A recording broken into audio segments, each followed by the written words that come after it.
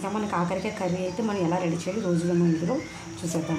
ముందుగా అయితే కాకరకాయని బాయిల్ చేసుకొని సపరేట్గా పెట్టుకోండి. ఆయిల్ పోసుకుందాం. ఇదే ఆయిల్లో మనం పోపు వేసుకుందాం. మనం టమాటా ఉల్లిపాయలు కోసి పెట్టుకొని వేసేద్దాం, కలిపేద్దాం. వేగాలి ఫ్రెండ్స్. ఈ ఉల్లిపాయ టమాటా బాగా వేగనివ్వండి.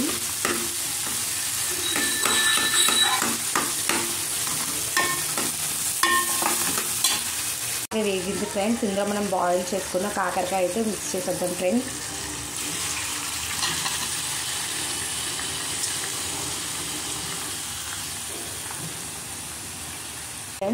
ఇందులోనే చిటికెడు పసుపు,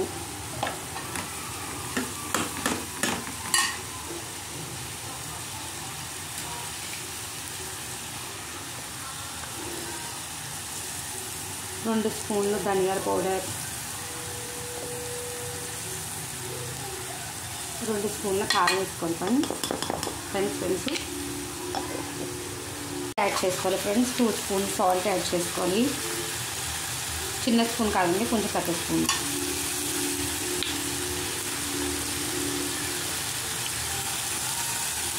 బాగా మిక్స్ చేసుకోవాలండి. ఇది సాల్ట్ అన్ని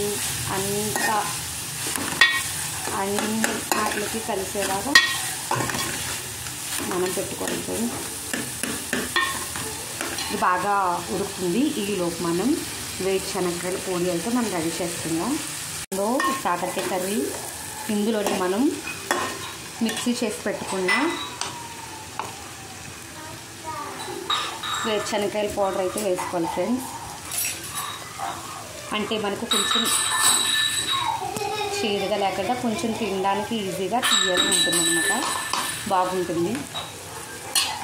కాకరకాయ కర్రీ అయితే రెడీ అయిపోయింది ఫ్రెండ్స్. ఎంతో టేస్టీగా ఉంటుంది.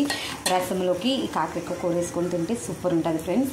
ప్లీజ్ మీరు కూడా తప్పకుండా ట్రై చేయండి. సబ్స్క్రైబ్ చేసుకోవడం మర్చిపోకండి. Thank you.